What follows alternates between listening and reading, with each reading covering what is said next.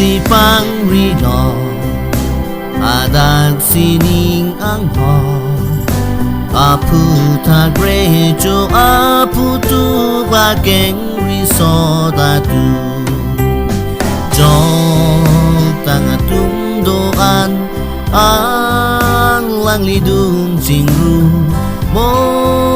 kay lita do longpo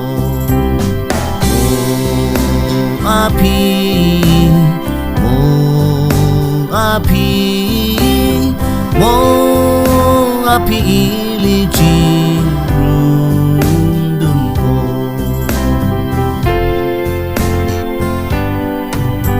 alang litung te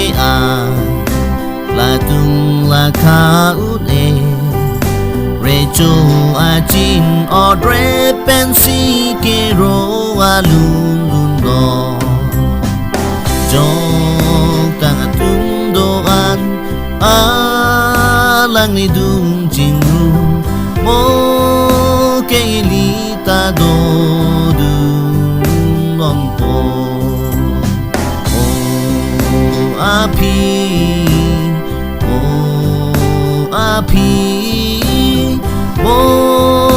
api ili jingru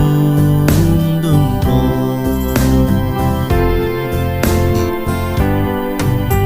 mir aso pan rolo lantung panti aba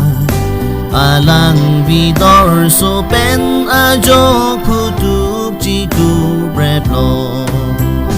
jong tanga tung doan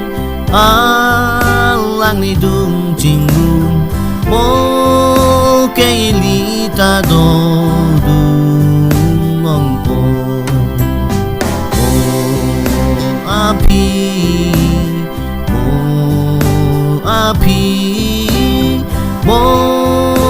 api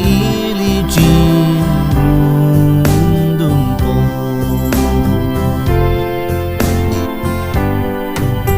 kang hon pen o karjong neli rabdung tati hai tang tum sining hem ring mene tum jalang jipa jong tang atum doa alang lidung jingru mo kay lita do longpo api